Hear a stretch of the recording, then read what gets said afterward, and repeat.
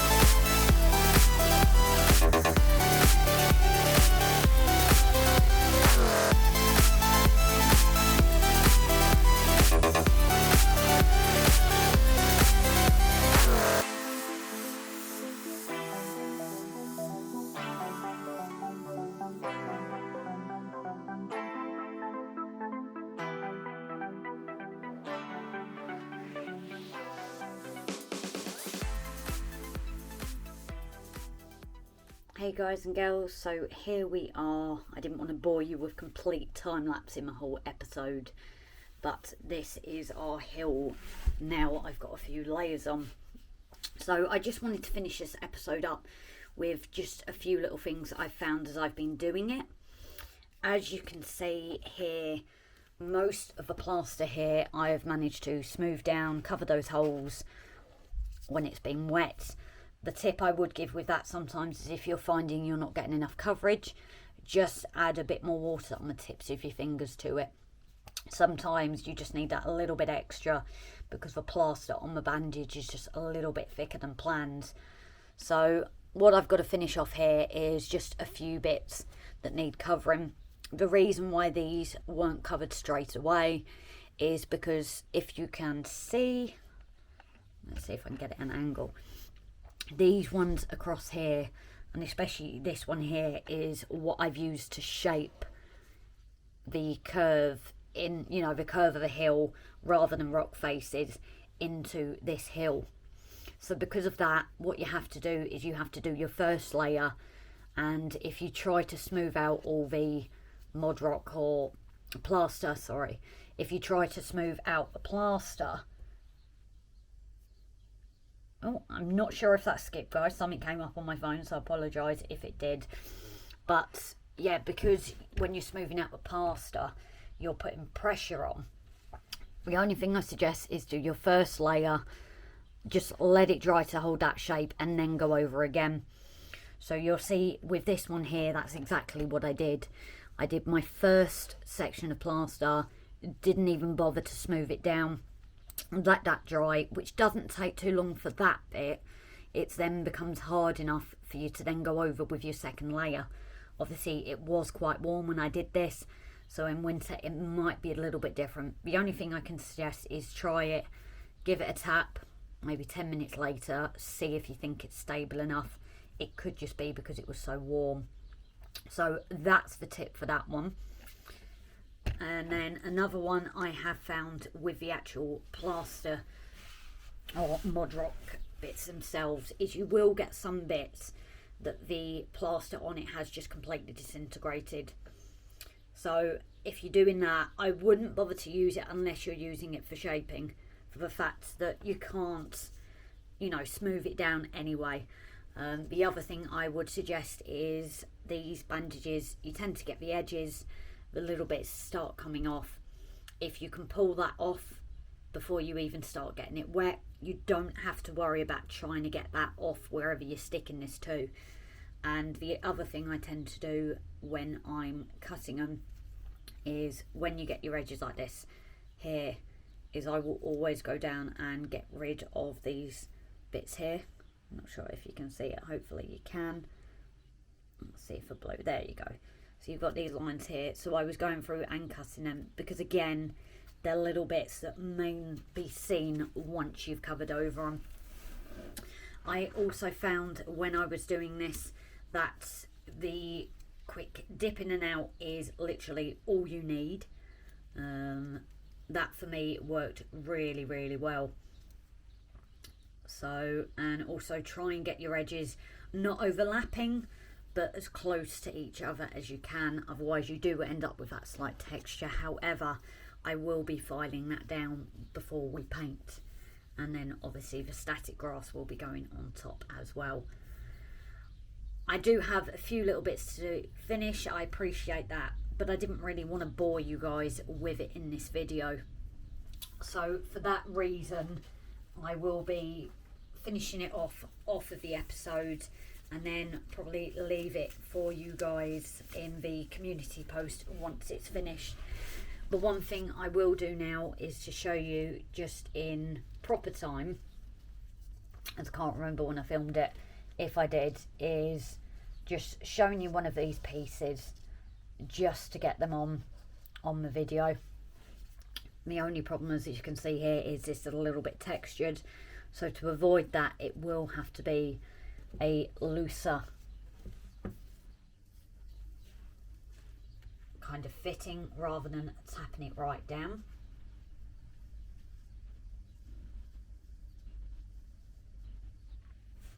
So this one goes on. As I said, you don't need to leave it in the water for any longer than a quick dip in and out. You don't want to saturate it too much at that point. As you can see at the top, I can smooth it out. And here, now I want it onto that edge.